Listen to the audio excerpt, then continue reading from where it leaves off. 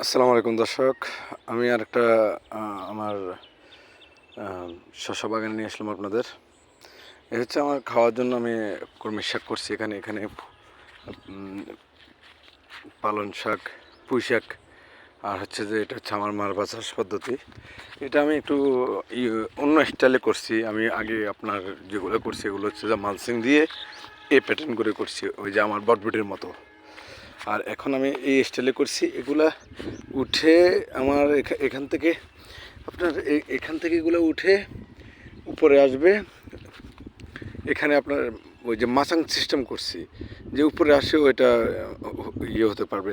আর সমস্যা হচ্ছে আমার আমার খুঁটিগুলো একটু ছোটো, তো তো এগুলো আমি চিন্তা করছি এগুলো আসলে বেকার না পালায় রেখে আপনার এগুলোকে আমি কাজে লাগিয়ে দিই। তো আমি এই পদ্ধতিটা করছি। আর এখানে আমার বেডটা একটু বড় ছিল, এখানে আমি আপনার ডাটা পেলে দিছি আর কি, কয়টা হয়ে গেছে ইনশাল্লাহ।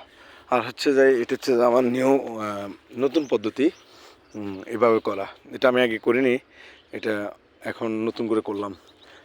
আর চাইলে আপনারা করতে পারেন। এক এক সময় আমরা যেহেতু কাজ করি ইনশাল্লাহ, এক এক সময় আমাদের এক একটা মাথায় আসে, আমরা এগুলা যদি চাই আমরা করতে পারি। তো এই হচ্ছে আমার দ্বিতীয়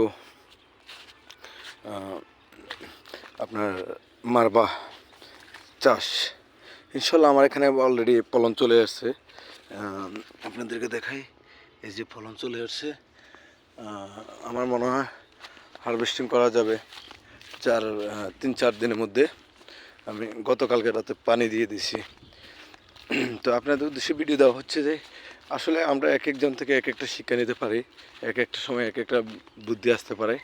আমি আগে আপনার সম্পূর্ণ মালচিংয়ে করতাম। মালচিংয়ে যখন আমাদের এখানে তাপমাত্রা হাই টেম্পারেচার পড়ে, তখন এখানে আপনার গাছগুলো ঝিমিয়ে যায়। তো আমি ভাবলাম যে খোলা পদ্ধতি করে দেখি তখন কি অবস্থা কেমন হয়, কি আসো বিষয়।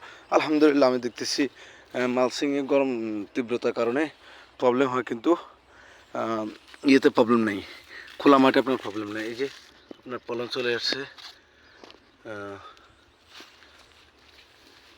ইনশাল্লাহ আমার মনে হচ্ছে ভালো হবে। মালচিং থেকে খোলা পদ্ধতিতে হবে।